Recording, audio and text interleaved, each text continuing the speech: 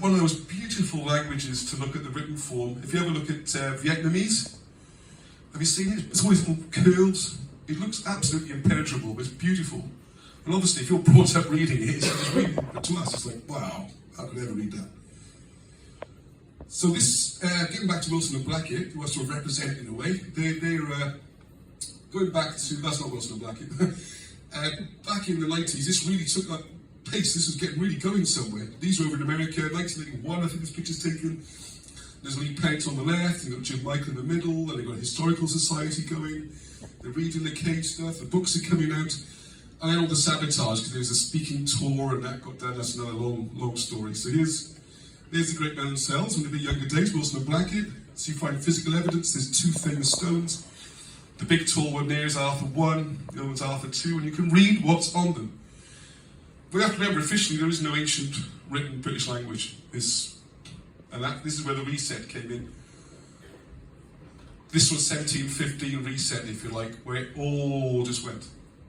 This is when the Celts just wandered over from Europe, you know, forget the migrations, Brutus is a myth, all these things are all myths. It's all rubbish.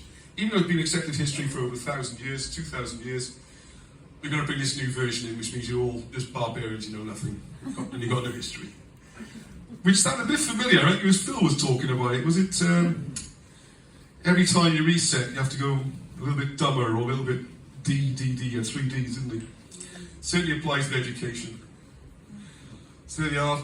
This is the point of showing this now. You can actually see these on the stones in America, but officially, they're not letters. So they call them all sorts, like plough marks and tracks, and it's so strange. And here's another curious connection.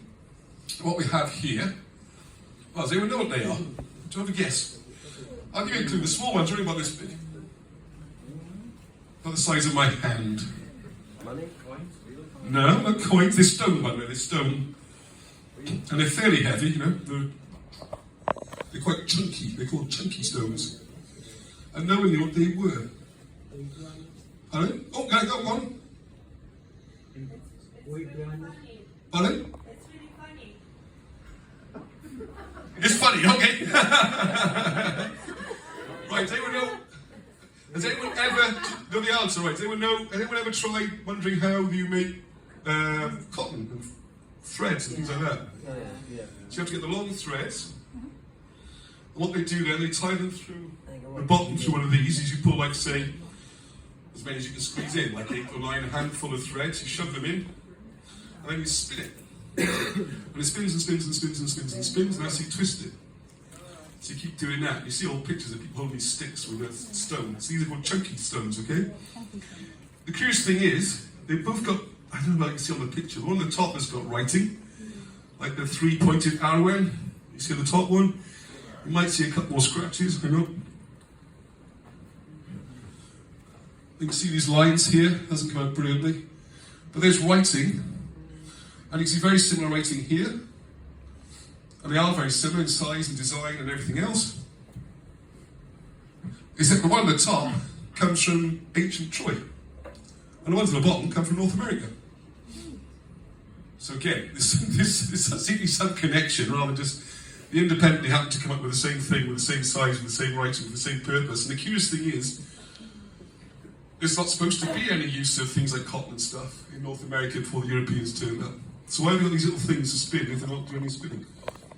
So, get back to the original point, what I'm trying to say is that if the mainstream version was presented today, and that was the new idea, I think people would say it's ridiculous.